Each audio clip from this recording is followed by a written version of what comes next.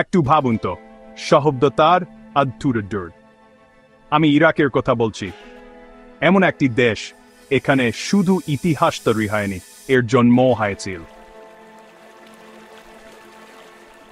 আমাদের বেশিরভাগই সাম্প্রতিক দশকগুলোর শিরোনামের মাধ্যমে ইরাককে চিনি, কিন্তু চলুন আমরা অনেক অনেক পেছনে ফিরে আই। তেল আবিষ্কারের অনেক আগে, হুদের আগে, এমনকি সীমান্ত তৈরি হওয়ারও আগে, টাইগ্রিস আর ইউফ্রেটিস নদীর মাঝখানের এই ভূমি ছিল শহর, লেখা, এমনকি চাকারও জন্মস্থান। প্রাচীন সুমেরীয়রা জিগুরাত তৈরি করেছিল, যা আজ মরুভূমির বালির মতো থেকে মাথা তুলে দাঁড়িয়ে আছে। বাবিলন, হ্যাঁ, সেই বাবিলন শুধু একটি শহর ছিল না, এটি ছিল বিশ্বের কেন্দ্র, কিংবদন্তি, ঝুলন্ত উত্থান এবং পরাক্রমশালী রাজা নেবুচাঁদনেজারের বাসস্থান।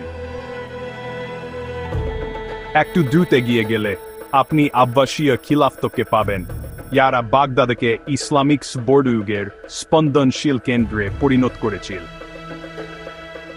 বিশ্বের সেরা জ্ঞানী ব্যক্তিরা এখানে একত্রিত হয়েছিলেন, অনুবাদ করছিলেন, আবিষ্কার করছিলেন, বিতর্ক করছিলেন।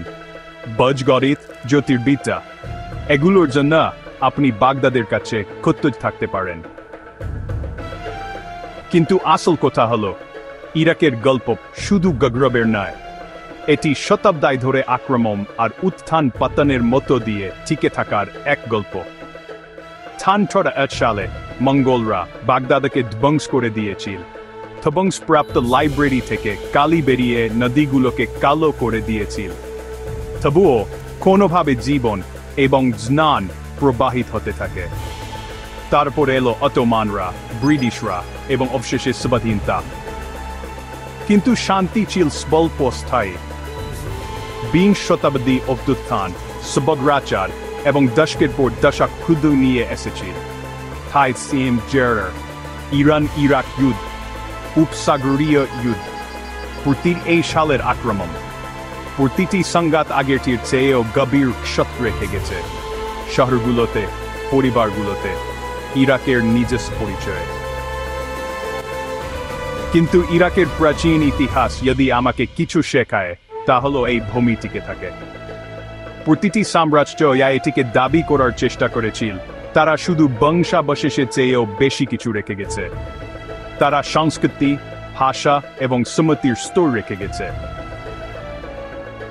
আজ ইরাক পুনর্গঠন করছে, পুনরায় আবিষ্কার করছে, নিজেকে নতুন করে সংজ্ঞায়িত করছে। প্রত্নতাত্ত্বিকরা এখনো মাটির নিচে গোপন রহস্য উন্মোচন করছেন। শিল্পী, কবি এবং পণ্ডিতরা এমন একটি ইতিহাসকে পুনরুদ্ধার করছেন যা বিপর্যস্ত হয়েছে, কিন্তু কখনো মুছে আয়নি।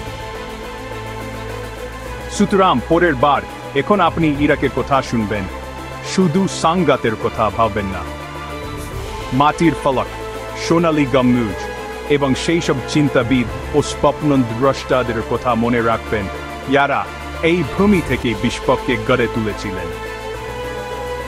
ইরাকের অজানা ইতিহাস উজ্জ্বলতা আর হৃদয়ভঙ্গের এক গল্প।